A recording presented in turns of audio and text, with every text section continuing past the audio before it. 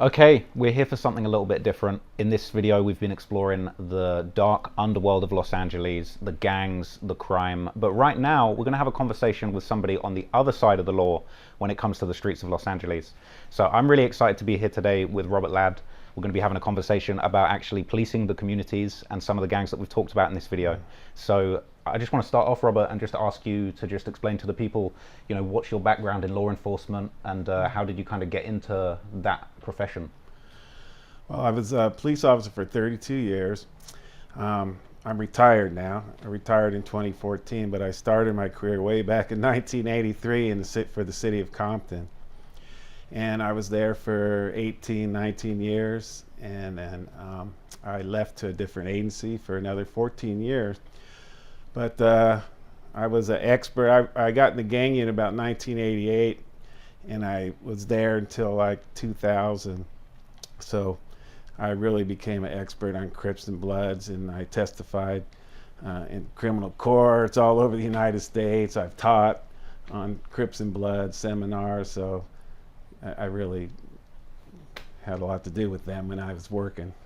So Compton is famous the world over for its streets. Everyone heard Straight Outta Compton. It's notorious for different gangs, different kind of gangster rappers that have come out of there. Something I really wanted to ask you was, what is it about Compton that's so unique when it comes to policing the community? Is there anything you could tell me about Compton that is just very unique and very different from maybe other places in Los Angeles or America? Well, yeah, the city of Compton is like just 10 square miles. And when I started in 1983, there wasn't one residential street that wasn't claimed by a gang already, Crips or Bloods or Hispanic gangs. And it's a small city, like 10 square miles. And so when you're policing that city, you're there every day. So you see the same people over and over again. So you get to know them. You're more tighter with the community, where as some of the bigger agencies like LAPD or the sheriffs, they have rough areas, like South Central, Watts and all that, but it's like a training ground for young officers.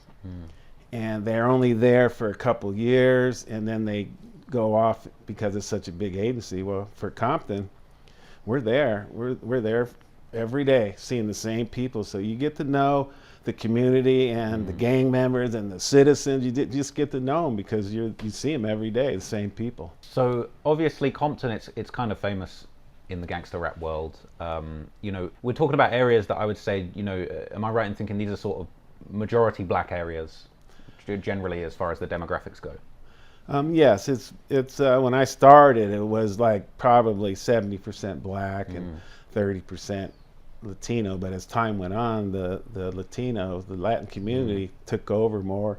I think it's probably more Latino than it is black now. But when I started, it was mostly a black community, yes. So from what I understand, there's kind of a, in Los Angeles and probably Compton, there's always been a bit of a history of almost like, racial tensions and riots and things like that.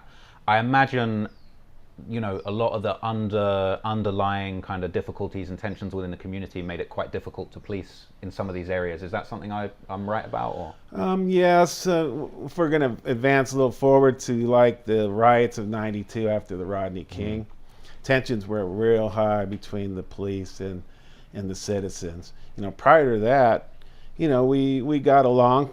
Basically, the gang members never liked the police anyway, but after the riots, it really got wild. It's like the more violence toward the police occurred for sure. So as a part of it's Compton gang unit, right? That's Right. what you guys were called.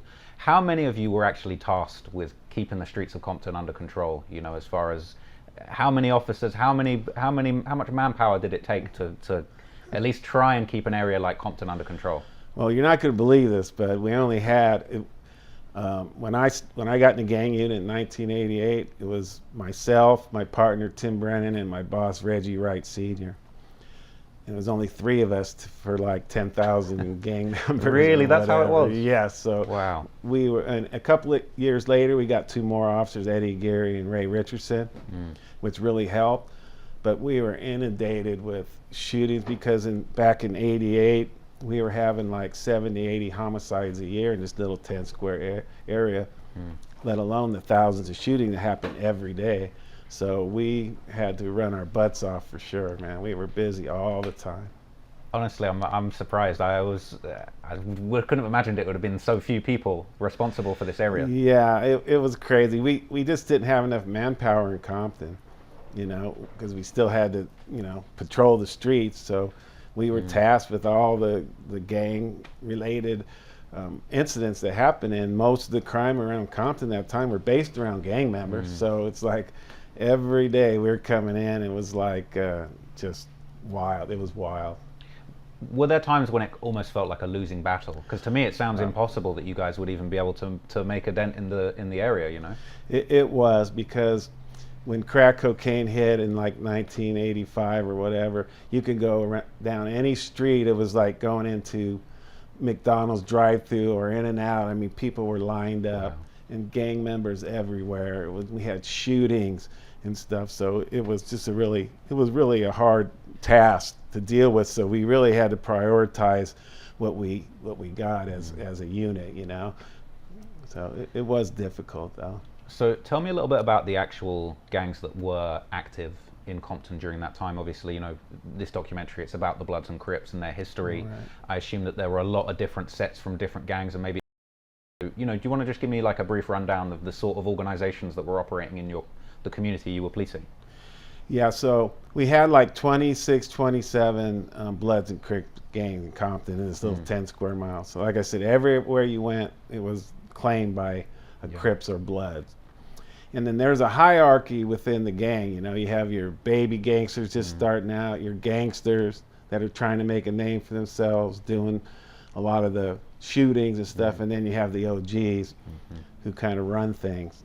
Okay, so back then in the 80s when I first started, the OGs, the older gangsters as we call them, they kind of ran everything. You know what I mean? The younger kids did what they were told, or there was consequences.